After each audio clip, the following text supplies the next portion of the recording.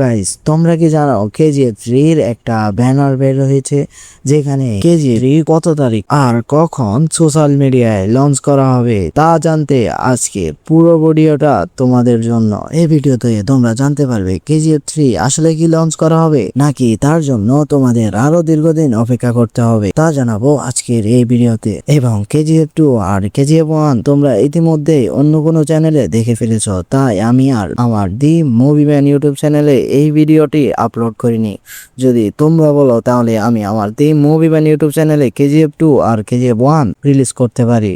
এটা পুরোপুরি ডিপেন্ড করে তোমাদের উপর। তোমরা যদি আমাকে বলো তাহলে আমি কেজিএফ 1 আর কেজিএফ 2 রিলিজ করব। তো চলো আর বেশি কথা না বাড়িয়ে জেনে নেওয়া যাক কেজিএফ 3 মুভি কখন রিলিজ করবে নাকি আমাদেরকে আরো দীর্ঘ সময় অপেক্ষা করতে হবে। প্রথমে দেখানো হয় রকির ওই দুর্দর্শ ওই জাহাজ দুর্ঘটনা, তারপর দেখানো হয় সাল 1981 সালে যেখানে রকির বিরুদ্ধে ডেথ ওয়ারেন্ট জারি করা হলো। তারপর আমরা জানতে পারি সরকারের কাছে রকি এক শয়তান কিন্তু সাধারণ জনতার কাছে সে একজন ফেরেশতা। তারপর দেখানো হয় একজন দৌড়াচ্ছে আর ব্যাকগ্রাউন্ড মিউজিকে বলছে ও জীবিত আছে। তারপর বলে রকি জীবিত আছে, সে ওই দিন ওই দুর্ঘটনায় মারা যায়নি। সব শোনা নিয়ে সে চলে যায় আমেরিকা, যেখানে ও নিজের যাবতীয় যা কিছু ব্যবহার করে সব সোনা তৈরি। তারপর বলা হয় যতক্ষণ পর্যন্ত বন্দুকের বুলেট আছে ততক্ষণ পর্যন্ত বন্দুকের ভ্যালু আছে, আর যদি বন্দুকের বুলেট না থাকে তাহলে বন্দুকের কোনো মূল্য নেই। তেমনি রকির যতক্ষণ নিঃশ্বাস আছে ততক্ষণই রকির মূল্য,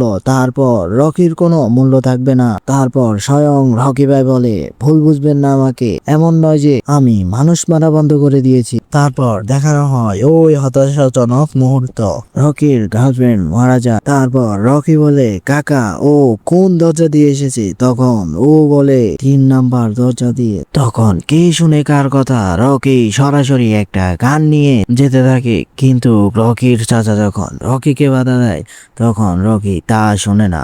আর তখন দেখানো হয় দীপা বলে শত্রু তো শেষ, আর তখন এ বলে এখনো তো একজন বাকি আছে, তার মানে কেজিএফ 3 তে কিছু তো ইন্টারেস্ট আসতে যাচ্ছে। হে পেছাল তো অনেক হয়েছে, তো এতটুকু যেহেতু দেখেছো ভিডিওটা অবশ্যই ভালো লেগেছে। যদি ভালো লেগে থাকে তাহলে একটা লাইক এবং সাবস্ক্রাইব আর বেল আইকন বাজিয়ে চলে যাবে, তাহলে আমি ভিডিও বানাতে আগ্রহী হব। তারপর দেখানো হয় রকি চলে যায় সরাসরি সংসদে, ওখানে গিয়ে স্বয়ং প্রধানমন্ত্রীর সামনে গারুরাকে যে উস্কিয়েছে তাকে মেরে ফেলে।